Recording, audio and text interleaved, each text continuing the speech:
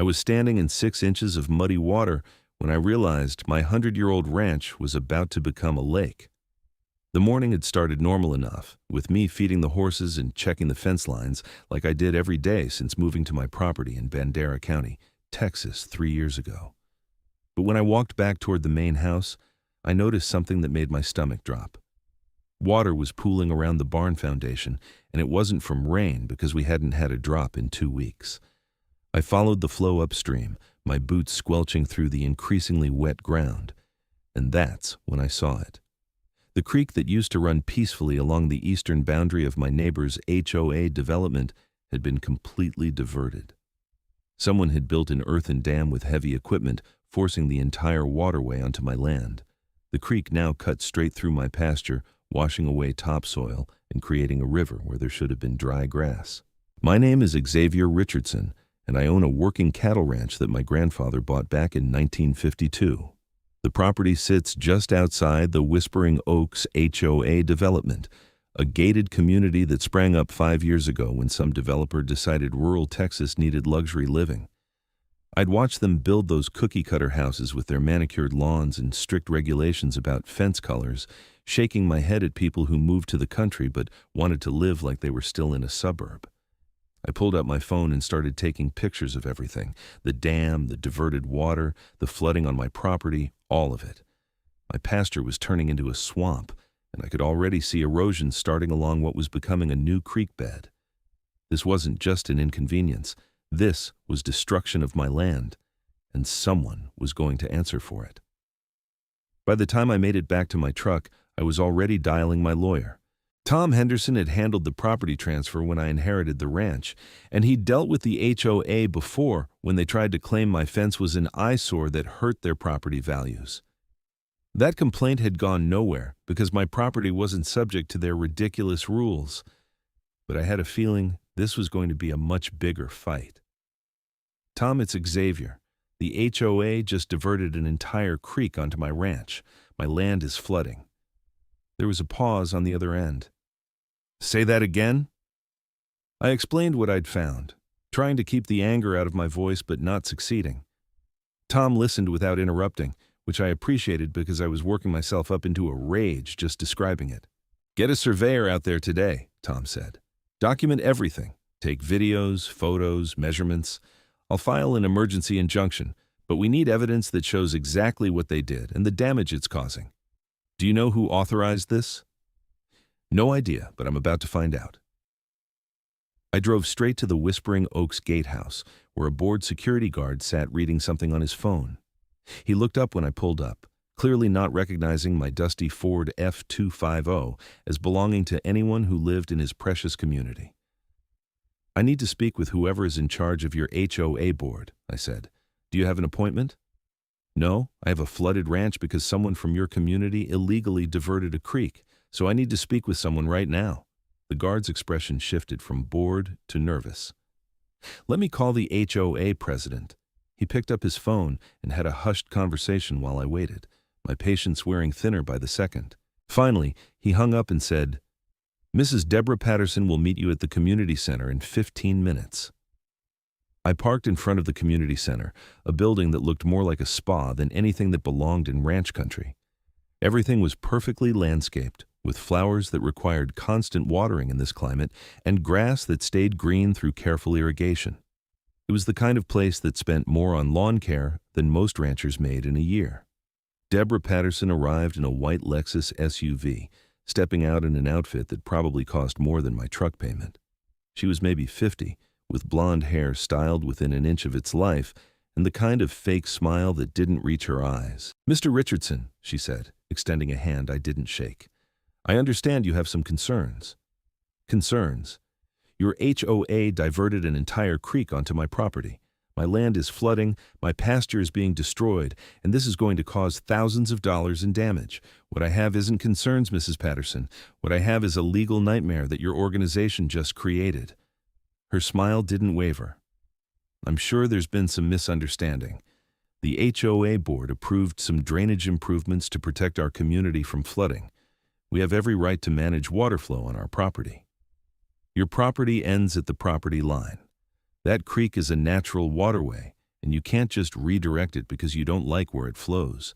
You've caused deliberate damage to my ranch, and I want it fixed immediately. Now, Mr. Richardson, there's no need to be hostile. I'm sure we can work something out. Perhaps if you attended one of our board meetings and discussed your concerns in a civilized manner, I'm not one of your HOA members that you can push around.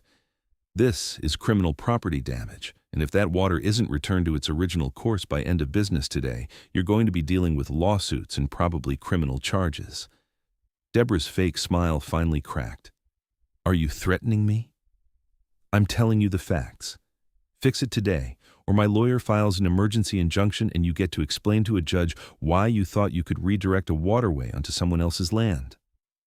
I turned and walked back to my truck, not waiting for her response. My hands were shaking with anger as I drove back to the ranch. I'd dealt with difficult neighbors before, but this was something else entirely. This was deliberate, planned destruction, and someone had signed off on it thinking they could just do whatever they wanted. When I got back, I found the surveyor I'd called already walking the property line. Mark Chen had done work for me before, and he was good at his job. He was standing at the dam site, shaking his head. This is bad, Xavier, really bad. They've completely altered the natural drainage pattern. This creek has probably flowed along that route for centuries, and they just blocked it off. Can you document everything? I need proof of exactly what they did and the damage it's causing. Already on it. I'm going to map the original creek bed, the new flow pattern, and all the flooding on your property. You'll have a full report by tomorrow morning. I spent the rest of the day trying to minimize damage. I moved my cattle to higher ground in the north pasture, even though it meant crowding them into a smaller area. I checked the barn foundation and found water already seeping into the lower storage area where I kept feed. I had to move 50-pound bags of grain to keep them from getting ruined, my back screaming by the time I finished. My phone rang around 5 in the evening. It was Tom. I've got the emergency injunction filed. We have a hearing scheduled for Monday morning. Judge Martinez is handling it, and I filled her in on the basics. She's not happy about what you described. Monday? That's 3 days away. My property is flooding right now. I know, but that's the fastest I could get. In the meantime, keep documenting everything. Every dollar of damage, every hour of labor you spend dealing with this. We're going to make them pay for all of it. That weekend was one of the worst of my life. The water kept coming, turning my southern pasture into a marsh. I watched helplessly as erosion carved deeper gullies into land that had been stable for decades. The new creek bed was already 3 feet deep in places, and I could see my topsoil washing away with every hour that passed. Sunday afternoon, I was out checking on the cattle when I saw someone standing at my fence line. It was a woman I didn't recognize, probably in her mid-30s, with dark hair pulled back in a ponytail. She waved when she saw me. "Are you Xavier Richardson?" she called out. I walked over, wary. Depends on who's asking. "I'm Olivia Edwards. I live in Whispering Oaks, and I want you to know that not everyone agrees with what the board did. There was a special meeting last week about the drainage project, but they didn't tell most of the homeowners what they were actually planning. They just said it was routine maintenance." "Did you vote on it?" She shook her head. "They didn't put it to a vote. The board claimed it was an emergency measure to protect the community from flooding, so they used their emergency powers to approve it without member input. I only found out what they actually did when my husband drove past your property yesterday and saw the water." "So Deborah Patterson just decided on her own to redirect an entire creek?" "Deborah and a few other board members. There's this guy, Craig Morrison, who's on the architectural committee.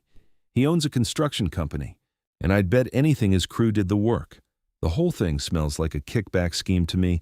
I filed that information away." "Why are you telling me this?" "Because it's wrong, and because I'm worried they're going to try to cover it up or blame you somehow. Deborah has a history of twisting things to make the HOA look good. I wanted you to know that some of us don't support this, and if you need people to testify about what actually happened, I'll do it." I gave her my number and Tom's contact information. As she walked back toward the development, I felt a small measure of relief. At least not everyone over there was crazy. Monday morning, I put on my cleanest jeans and a button-down shirt and headed to the courthouse in Bandera. Tom met me outside, carrying a thick folder of documents. Mark's survey came through. It's damning. The original creek bed has been there for at least 100 years based on the vegetation and erosion patterns. What they did is completely indefensible from an engineering standpoint. We walked into the courtroom, and I saw Deborah Patterson sitting with a lawyer I didn't recognize. He was a younger guy in an expensive suit, the kind of attorney HOAs hired to bully people into compliance. Next to them sat a man in his 50s with a ruddy face and work boots that looked too new to have seen real work. That had to be Craig Morrison. Judge Martinez came in, and we all stood. She was a no-nonsense woman in her 60s who'd been on the bench for 20 years. I'd appeared before her once before over a property dispute with a different neighbor, and she'd been fair then.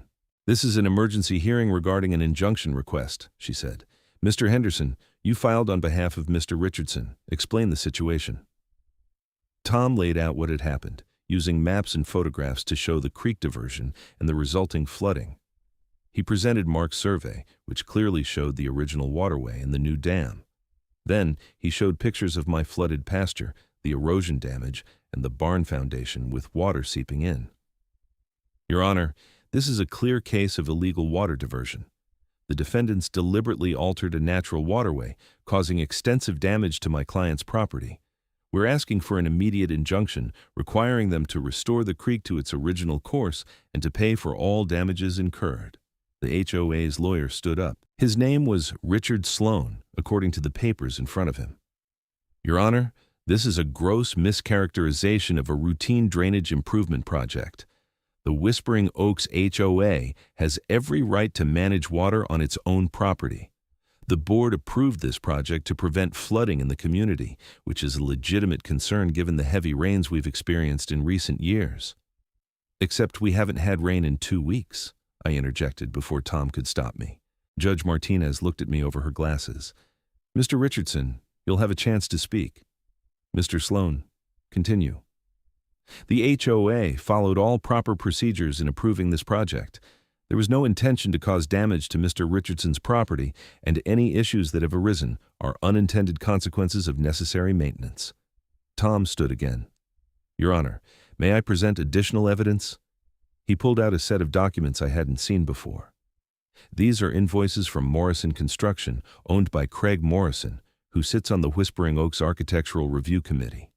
The work was approved and completed within 72 hours, with no environmental impact study, no permits from the county, and no notification to adjacent property owners as required by Texas water law." Judge Martinez took the documents and read through them, her expression growing darker. "Mr. Sloan, did your clients obtain any permits for this work?"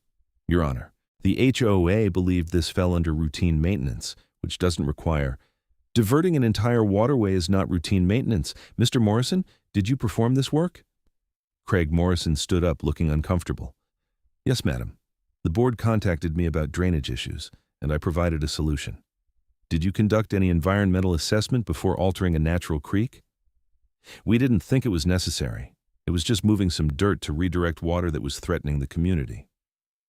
"Just moving some dirt," Judge Martinez repeated, her tone making it clear what she thought of that explanation. "Mr. Henderson, I'm inclined to grant your injunction. Does your client have a proposal for remediation?" "Yes, Your Honor. We want the creek restored to its original course within 7 days. All work supervised by a licensed engineer to ensure it's done properly. We also want the HOA to pay for an independent assessment of all damage to Mr. Richardson's property, with full compensation to follow." "Mr. Sloan?" The HOA lawyer looked like he'd swallowed something sour. "Your Honor, the cost of reversing this work could be substantial. We'd request time to explore alternatives that might benefit both parties." "The time to explore alternatives was before your clients diverted a waterway without permits or studies. Here's my ruling. The Whispering Oaks HOA will immediately cease any activities related to the creek diversion. Within 7 days, they will restore the creek to its original course, with all work plans approved by a licensed hydraulic engineer and submitted to this court for review. They will pay for an independent assessment of damages to Mr. Richardson's property within 14 days, and they will be liable for all documented damages. Additionally, I'm referring this matter to the County District Attorney's Office to determine if any criminal violations occurred regarding unpermitted work and environmental damage." She banged her gavel. "We're adjourned." I felt relief wash over me as we left the courtroom. Deborah Patterson was red-faced and arguing with her lawyer in hushed tones. Craig Morrison looked like he wanted to disappear. Tom clapped me on the shoulder. That went about as well as we could have hoped. She's taking this seriously. What happens now? They have to comply with the injunction. If they don't, we go back to court and they'll be in contempt. Plus, the DA involvement means they could face criminal charges if they violated environmental laws, which I'm pretty sure they did. Over the next few days, I watched as a different construction crew showed up at the dam site. This time they had county inspectors with them and a hydraulic engineer who introduced himself and actually asked my opinion on how the creek used to flow. They worked carefully, removing the earthen dam bit by bit and reinforcing the original creek bed to prevent future erosion. By the end of the week, water was flowing back where it belonged. My pasture was still a mess, with standing water in the low spots and erosion damage that would take months to fully recover from, but at least it wasn't getting worse. The independent assessor showed up on day 12. His name was Robert Klein, and he spent 2 full days documenting every bit of damage. He measured the erosion, assessed the destroyed pasture grass, evaluated the barn foundation damage, and calculated the cost of all the labor I'd put in moving cattle and feed. When he finished, his report totaled $63,000 in damages. I sent the report to Tom, who sent it to the HOA's lawyer. Then we waited. 2 weeks after the hearing, I got a call from a number I didn't recognize. Mr. Richardson, this is Detective Sarah Gomez with the Bandera County Sheriff's Department. I'm investigating the creek diversion on your property. Do you have time to answer some questions? I met with Detective Gomez at the ranch the next day. She was a sharp woman in her early 40s who took detailed notes as I walked her through everything that had happened. She photographed the damage, reviewed my timeline, and asked pointed questions about who had approved the work and when I'd first discovered it. I've been looking into Morrison Construction, she said. This isn't the first time they've done questionable work. 3 years ago, they were cited for unpermitted grading that caused runoff onto a neighbor's property. The case was settled out of court. So he knew better. Absolutely. And here's where it gets interesting. I pulled the HOA board meeting minutes. There's no record of any voter discussion about creek diversion. What I found instead was an email chain between Deborah Patterson, Craig Morrison, and 2 other board members talking about how to solve the drainage problem without involving the general membership, because they didn't want complaints. They knew it was wrong. Worse than that, they knew it would affect your property. There's an email from Morrison saying the work would redirect water to the adjacent ranch, but that's not our concern. They deliberately chose to damage your land rather than find a solution that worked for everyone. My anger, which had been simmering down as the creek was restored, flared up again. So what happens now? I'm recommending charges for criminal mischief and illegal alteration of a waterway. The DA will make the final call, but with the evidence we have, I think it's solid. Morrison might also face charges related to performing unpermitted work, and there could be additional environmental violations. A month after the injunction hearing, I received 2 certified letters. The first was from the HOA's lawyer, including a check for $63,000 in damages. The second was from the district attorney's office, informing me that criminal charges had been filed against Deborah Patterson, Craig Morrison, and 2 other HOA board members, Karen Whitfield and Michael Torres. I called Tom immediately. They're actually pressing charges. The DA doesn't like people who think they can ignore environmental laws, plus the fact that they deliberately chose to damage your property rather than find a legal solution made it personal. This is going to trial. The criminal trial took 4 months to get on the docket. In the meantime, life at the ranch slowly returned to normal. I used part of the settlement money to repair the barn foundation and reseed the damaged pasture. The erosion scars would take years to fully heal, but at least the land was stable again. Olivia Edwards called me a few weeks after the charges were filed. I thought you'd want to know that the HOA board had an emergency meeting. Deborah, Karen, and Michael all resigned. Craig was never officially on the board, just the architectural committee, but he resigned from that too. How are the other homeowners taking it? Most people are furious. Nobody knew what they'd done until the criminal charges came out. There's talk of a lawsuit against the board for misusing HOA funds and exceeding their authority. A lot of people are worried about their property values now that this has made the news. I felt a small stab of sympathy for the regular homeowners who just wanted a nice place to live and ended up with a scandal instead. But I saved most of my sympathy for my land, which hadn't asked to become a dumping ground for the HOA's problems. The trial started on a Tuesday in late August. The courthouse air conditioning was working overtime against the Texas heat, and I sat in the gallery watching as the prosecution laid out their case. The evidence was overwhelming. Emails showing the defendants knew they were affecting my property. Invoices proving Morrison had profited from the work. Expert testimony from hydraulic engineers explaining how the diversion had violated state water laws. My own testimony about the damage to my ranch. The defense tried to argue that the board had acted in good faith to protect their community, but it fell flat. Judge Martinez, presiding over the criminal case as well, wasn't buying it. The jury deliberated for less than 4 hours, guilty on all counts. Craig Morrison got 6 months in county jail and 5 years probation, plus a $50,000 fine. His construction company lost its license pending an investigation into other potentially illegal work. Deborah Patterson, Karen Whitfield, and Michael Torres each got 90 days in jail, 3 years probation, and $20,000 fines for their roles in approving and concealing the illegal work. I sat in the courtroom as the sentences were read, feeling a complicated mix of satisfaction and exhaustion. I hadn't wanted to become the center of a criminal case. I just wanted to run my ranch in peace. But sometimes, peace requires fighting for it. After the sentencing, Tom and I walked out into the bright Texas sunshine. "How are you feeling?" he asked. "Tired, relieved, ready to put this behind me." "You did good, Xavier. A lot of people would have just accepted the damage or tried to handle it themselves. You stood up for your rights and made them face consequences." I drove back to the ranch, where my cattle were grazing peacefully in the restored pasture.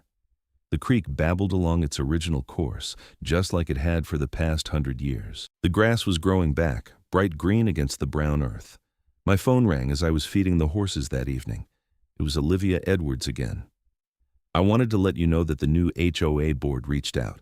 They want to apologize formally for what happened and see if there's anything they can do to make amends beyond the settlement you already received. Tell them to follow the law and leave me alone. That's all I want." She laughed. "I will." "And Xavier? Thank you for fighting this. A lot of us in the community were scared to stand up to the old board. Seeing you take them on and win has inspired some changes around here. We've rewritten the bylaws to require member votes on any major projects, and we're implementing oversight on the architectural committee to prevent conflicts of interest." "Good. That's how it should have been from the start." After we hung up, I walked out to the southern pasture where the flooding had been worst.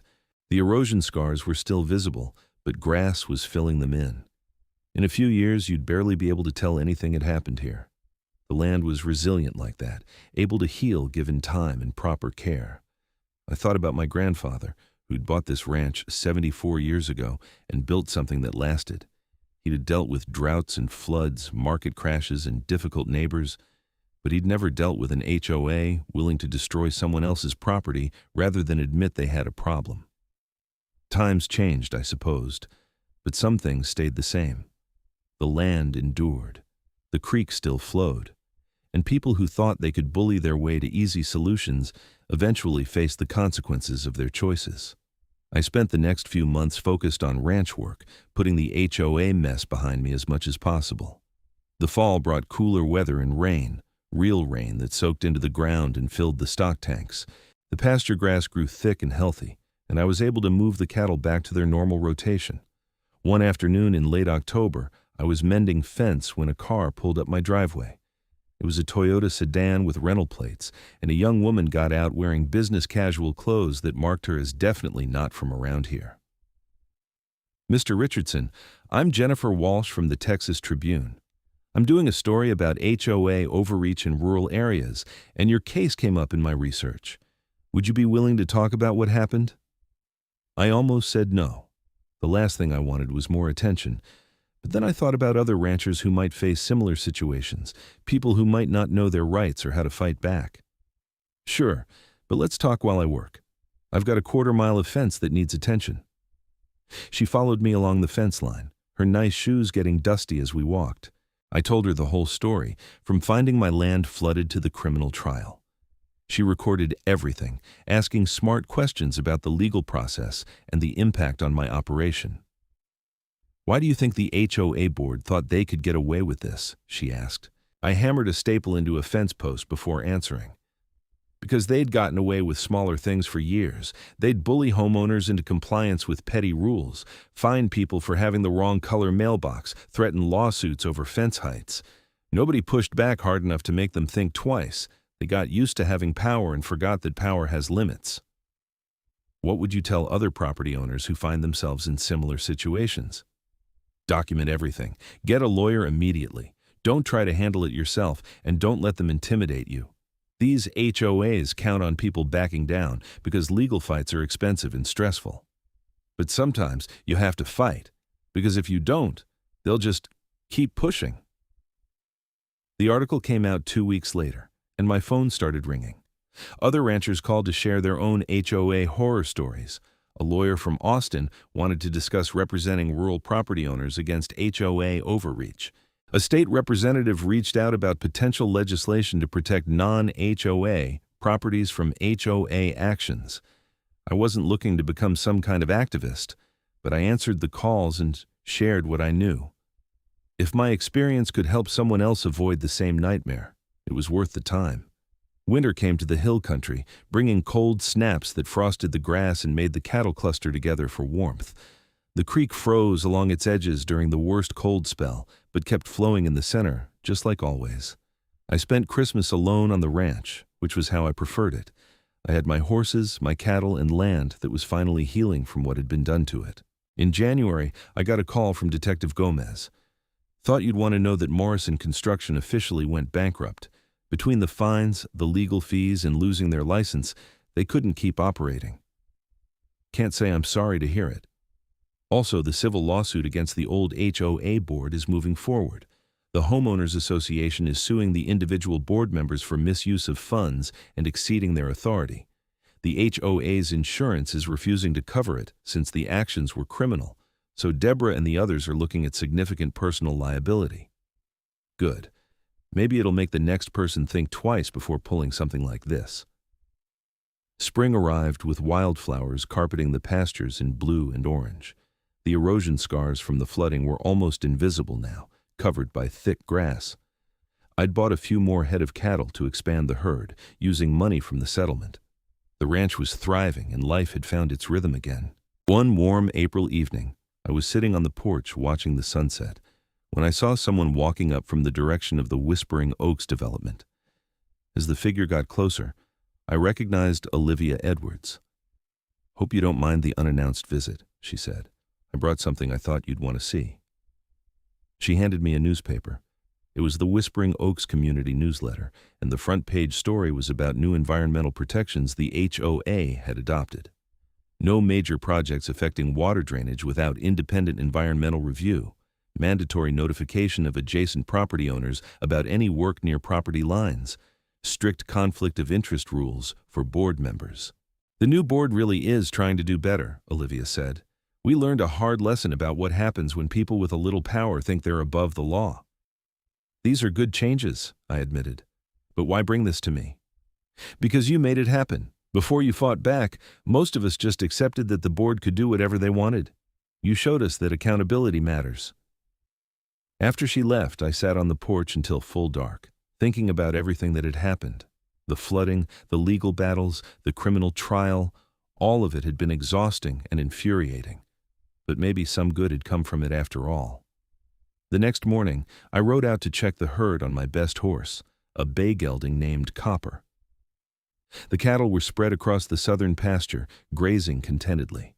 The grass was belly-deep and green, showing no signs of the flooding that had devastated this same ground less than a year ago. I rode to the creek and dismounted, letting Copper drink while I looked at the water.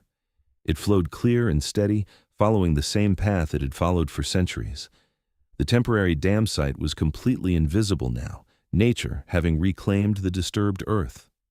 Standing there, I thought about my grandfather again.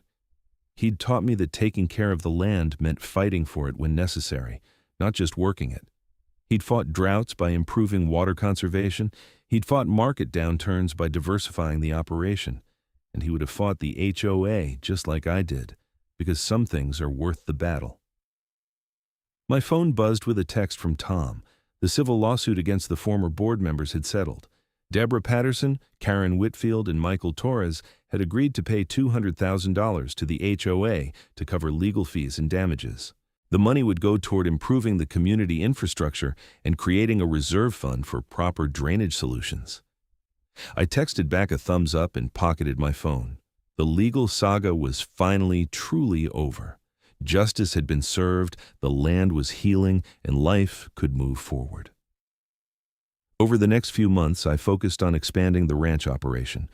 I bought 20 more head of cattle at auction and started planning to renovate the old barn my grandfather had built. The structure was solid, but it needed updating to meet modern needs. I hired a contractor, made sure he had all the proper permits, and watched as he worked to preserve the old building while making it functional for another generation. Summer brought the heat, and with it, afternoon thunderstorms that sent the cattle running for shelter and filled the creek to its banks. I watched the water rise, monitoring it carefully, ready to move animals if it flooded. But the creek stayed within its historic boundaries, flowing fast but controlled. The land knew how to handle this water. It had been doing so long before I was born. One afternoon, I was in town buying supplies when I ran into Karen Whitfield. She'd been one of the HOA board members convicted in the creek diversion case. She looked thinner than I remembered from the trial, with gray streaks in her hair that seemed new. She saw me at the same moment I saw her, and I watched her consider whether to acknowledge me or pretend she hadn't noticed. Finally, she walked over. "Mr. Richardson," she said quietly, "I owe you an apology. What we did to your property was wrong, and I've had a lot of time to think about how I let myself get talked into going along with it." I studied her for a moment. She seemed genuine, but I'd been fooled before. "Why did you go along with it?" Deborah was very persuasive. She made it sound like we were protecting the community from a real threat, and Craig's cost estimates made it seem like the cheapest solution. I should have asked more questions. I should have insisted on getting proper permits and environmental studies. I didn't, and I'm sorry. The apology should probably go to your neighbors, who had to pay for your mistakes. I know. I've apologized to them too. I sold my house in Whispering Oaks and moved to a smaller place in Kerrville. The settlement and legal fees wiped out most of my savings, but that's what I deserve for being part of something so harmful. She walked away before I could respond. I watched her go, feeling no particular satisfaction in her downfall. The whole situation had been a waste.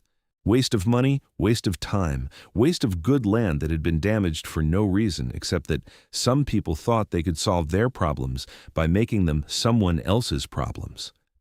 Fall came again, marking a full year since the criminal trial. The ranch was doing well, better than it had in years. The expanded herd was thriving, the barn renovation was complete, and I'd even hired a part-time hand to help with the heavier work. Miguel Ortiz was a young guy from Bandera with a good work ethic and a genuine love for ranching. Having help made the operation run smoother and gave me time to plan for the future. One evening, Miguel and I were fixing a water trough when he asked about the creek diversion incident. I heard about what happened, but I don't know the whole story. Did they really just redirect a whole creek onto your land? I told him the story while we worked, and he shook his head in disbelief. "Man, that's crazy. What would make someone think that was okay?" "Arrogance, mostly. They figured their problem was more important than my property rights. They were wrong."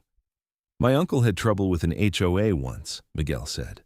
"They tried to fine him for parking his work truck in his own driveway because it wasn't aesthetic or whatever. He told them where they could stick their fine, and they threatened to put a lien on his house." "What happened?" "He got a lawyer and fought it. Turned out their rules about vehicles weren't enforceable under state law, but it cost him thousands in legal fees just to defend himself against something that never should have been an issue in the first place."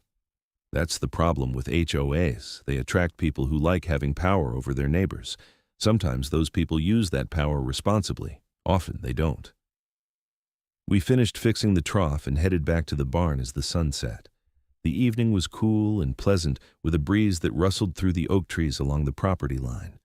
This was what I'd wanted when I took over the ranch. peace, productive work, and land that was cared for properly. Winter arrived with unusually cold temperatures that December. I spent most days making sure the cattle had access to water that hadn't frozen over and supplementing their feed with hay. The work was hard but satisfying, the kind of physical labor that left me tired in a good way. Just before Christmas, I got a call from the new HOA president, a guy named David Chen. He was Olivia Edwards's neighbor and had been elected after the old board resigned. "Mr. Richardson, I know you probably don't want to hear from anyone associated with Whispering Oaks, but I wanted to let you know we've completed a full drainage study of the community. We hired a hydraulic engineering firm to design a proper solution that keeps water on our property without affecting yours." That's what you should have done in the first place. I know. The previous board took shortcuts that cost everyone dearly. We're trying to do better. The new drainage system will be installed in the spring with all proper permits and environmental reviews. I wanted to give you a heads up in case you see work crews near the property line. As long as they stay on your side of the line and don't affect my land, we won't have a problem. They won't. We've learned that lesson. Also, the HOA membership voted to establish a Good Neighbor Fund. It's money set aside to help maintain the boundary areas between the community and surrounding properties. We'd like to contribute to erosion control and native plant restoration along your side of the creek if you're interested. I considered it. My pride wanted to tell them to keep their money, but my practical side recognized that erosion control and native plantings would benefit the land, and that was more important than my ego. Send me the details. If it's actual environmental improvement and not some attempt to control what I do with my property, I'll consider it. It's genuine. We just want to be good neighbors. The details arrived a week later, and they were legitimate. The HOA was offering to pay for professional erosion control along the creek bank and native grass restoration in the areas that had been damaged by the flooding. The work would be done by my choice of contractor, and I'd have final approval on all plans. I hired an environmental restoration company out of San Antonio, and they developed a plan that would stabilize the creek banks and restore native vegetation. The HOA paid the $40,000 cost without complaint, and work began in March. Watching the restoration crews work, I felt something shift inside me. The anger I'd been carrying for over a year started to ease. This was how it should have been from the beginning. Neighbors working together to solve problems, respecting property rights and following the law. It had taken a flood, a lawsuit, and criminal convictions to get here, but we'd arrived at a place that resembled sanity. By summer, the restoration work was complete. The creek banks were stable and planted with native grasses and wildflowers. The erosion damage was repaired, and the land looked healthier than it had in years. I stood at the fence line one afternoon, admiring the work, when Olivia Edwards walked up. "It looks beautiful," she said. "This is what they should have invested in from the start instead of that stupid dam. Can't change the past, but at least the present looks better.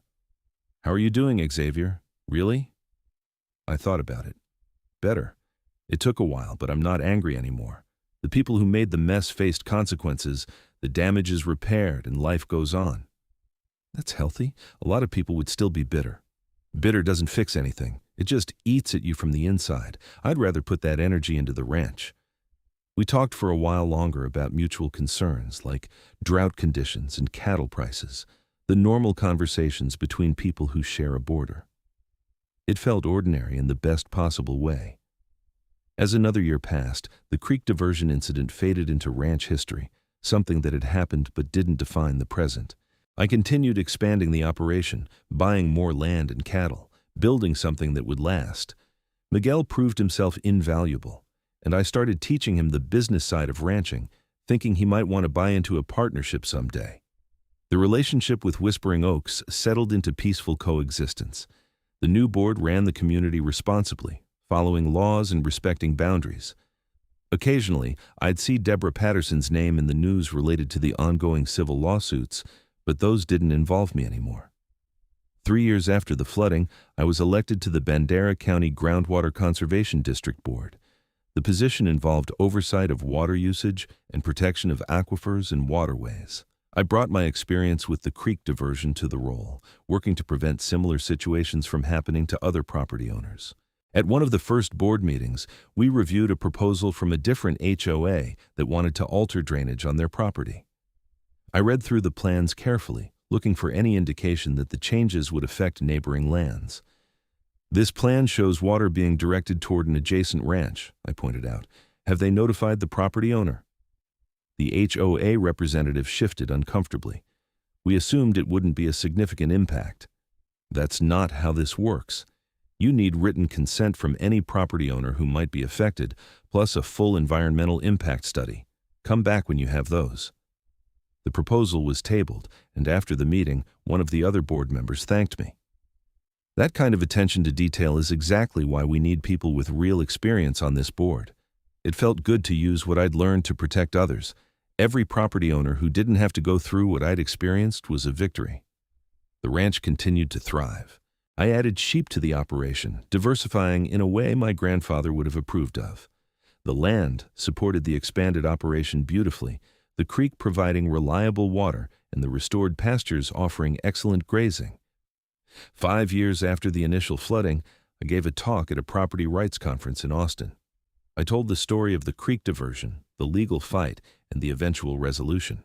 The audience included ranchers, lawyers, and legislators, all interested in preventing similar abuses. "The lesson isn't just about standing up for your rights," I concluded. "It's about understanding that property rights are the foundation of everything else. When someone can damage your land without consequences, we've lost something essential. The law exists to protect us, but only if we're willing to use it." The questions afterward ran for over an hour. People wanted to know about legal strategies, documentation techniques, and how to find good lawyers. I answered everything I could, sharing Tom Henderson's contact information for people who needed legal help. Driving back to the ranch that evening, I thought about how far things had come. What had started as a disaster had become something almost positive. The land was healed, the legal system had worked, and I'd found purpose in helping others avoid similar situations. The ranch looked beautiful in the fading light as I pulled up the driveway. The cattle were grazing peacefully, the sheep clustered near the barn, and the creek flowed steadily along its ancient course. Miguel's truck was parked by the equipment shed, meaning he was still working on the tractor repair we'd started that morning. I found him in the shed, covered in grease but grinning. "Got it fixed. This old girl should run for another 10 years now. Good work. Head home, it's getting late." After he left, I walked down to the creek one more time. The restoration plantings had matured into a lush border of native grasses and flowers. Fish swam in the clear water, and I could hear frogs starting their evening chorus. This was what the land was supposed to be: healthy, productive, and protected. My phone buzzed with an email from Tom. He was checking in, something he did periodically even though the legal case had been closed for years. "Just wanted to see how you're doing. That property rights talk you gave got some attention. State Representative Morrison, no relation to Craig, wants to discuss potential legislation. Interested?" I typed back that I was interested. If we could pass laws that made it harder for HOAs to abuse their power and easier for property owners to defend their rights, that would be worth the effort. As the sun fully set and stars began appearing in the clear hill country sky, I sat on the porch and reflected on everything. The flood damage that had once seemed catastrophic was now barely visible. The legal battles that had consumed months of my life were resolved. The people who'd thought they could ignore the law had faced justice. Most importantly, the land had survived and thrived. That was what mattered in the end. Not the legal victories or the money recovered, but the fact that this piece of Texas would continue to exist as productive ranch land, just as it had for generations. I thought about my grandfather one more time, imagining what he'd say about everything that had happened. Probably something simple and direct, like, "You did what needed doing." That would be enough. The creek continued flowing in the darkness, following its ancient path. Tomorrow I'd be back to the normal work of ranching, checking cattle and mending fences and planning for the future. But tonight, I let myself feel satisfied with how things had turned out. Justice had been served. The land was protected. And the next person who thought they could redirect water onto someone else's property would think twice, knowing there were people like me who wouldn't just accept it. That was a legacy worth having.